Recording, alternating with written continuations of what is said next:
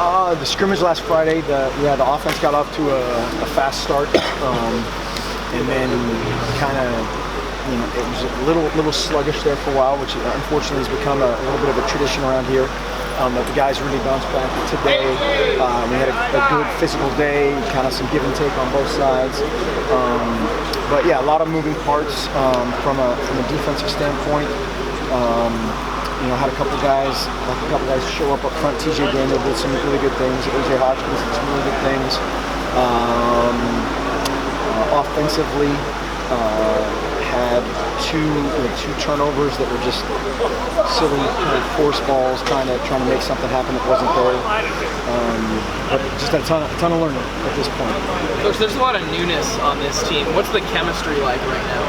Chemistry's good. The competition, other than that kind of lull in the middle of the scrimmage, it has been really good. It's been back and forth. We've had, it's been spirited, it's been physical, and just a ton of learning right now. We're through practice 7 right now, so almost we're probably 3/4 of the way through the install in every phase, and so now guys will start to play a little bit faster, think a little less, which hopefully leads to cleaner everything. You mentioned that's kind of 7 of 14. Is there kind of a midway? Do things change for the second half, or is it all kind of one big? You want it to be at about this point. Like I said, we probably have maybe even a little bit more, maybe about 90% of the install done in every phase. And so now you're not thinking as much. You're doing things a second, a third, a fourth time. But if I'm a new linebacker and I've done 64 mile an hour against this formation, I have to do it against something else. It's new and it's new and it just becomes kind of an instinctive thing.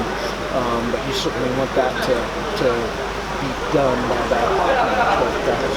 And that's offense, defense, and special teams. You're saying all have kind of most of everything. Special teams wise, from a technique standpoint and what we're doing, installation wise, we're really close. Just because you're not, we don't practice too much full speed kickoff cover, for instance, in spring ball. But the technique that you do in punt return and punt cover, the carryover from all that stuff is more drill work. And so all that stuff is basically it. So what comes on the next days? What do you want to accomplish before you get to that spring game? Yeah, just a little bit more, like we said, a little bit more install and then a bunch of situational things. Trying to get guys to not only think, okay, phone booth, what is my job, but how do I fit in the grand scheme of things, and then do it in the red zone and do it with a game clock and do it under kind of the stress of just those guys out there rather than coach being in their ear every breath. So Oregon's recruiting class is not generally considered top tier, but yet you excel when it comes to the polls. How does Oregon do so much with what other people consider less? I don't know. I think the nature of recruiting and how it's kind of a southeast to everywhere else genesis of recruiting rankings. I think that plays into that a little bit. How we're able to recruit based on where we are. Maybe the recruiting ranking thing doesn't always play out. I don't know. I think our guys are pretty good, and we try to make them better. All right, is there any players that really stand out in your memory as being ranked fairly low, but yet they excel when it comes to season or when it comes to practices? Oh my gosh. Where's AJ Jacobson? Let's ask a recruiting guru. See, he left. Blown assignment. I don't know, and I don't know.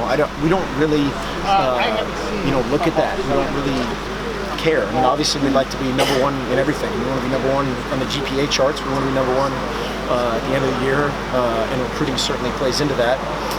Sometimes there's reasons guys are ranked higher. Sometimes there's reasons they're unranked, and we try to get to the bottom of all of it.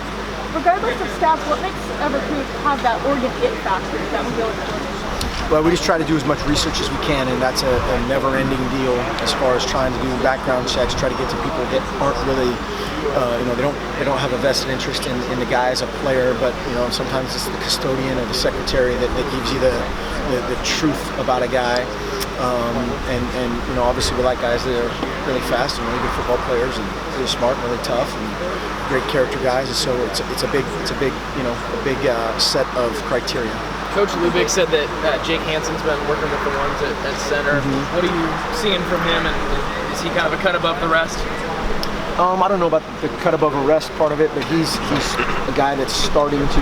He was up with the scout team kind of all last year, or not with the scout team, with the non-scout team guys as far as preparation would go. So he had a little bit of a leg up, just experience-wise, of being in our system, so to speak. But he's done some good things, and even he's played a little guard and a little tackle, and so you can see him not think as much when he's playing one of those other spots.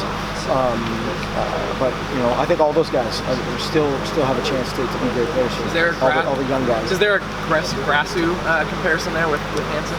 Just his number, and where he's playing. Coronas Grassu, that's a tough mark to reach at this point. Mark, were you surprised by the NCAA's decision to ban satellite camps? I know as a staff you haven't really done it as a big one, but yeah, we were on the other side of that vote. I just think if they're gonna, it's just a different situation. Obviously, we're in a place where we'd like to be able to go out and visit guys or have an opportunity for us to pay for it. And so we'll play the rules as they come. But yeah, that was surprising as we came off on on Friday to have it happen that quickly. What about the text messaging? I think they can now unlimited. That seems like could be really abused. Yeah, I just feel bad. I think for us that'll be easier. For the coaches and staffs, I think that makes it that much easier. I think if I'm Johnny Blue Chip, I'm not liking that very much. I'm getting a new phone, and because you're gonna, everybody. All those guys will have the automated machines texting, Johnny Blue Chip 1,000 times a day, literally, and that, I don't know how that works from a phone standpoint, but those guys are making a lot of money. You feel like One more. Feel like you can get a feel for what guys you can text on a regular basis and what guys are, hey, we need to just back off?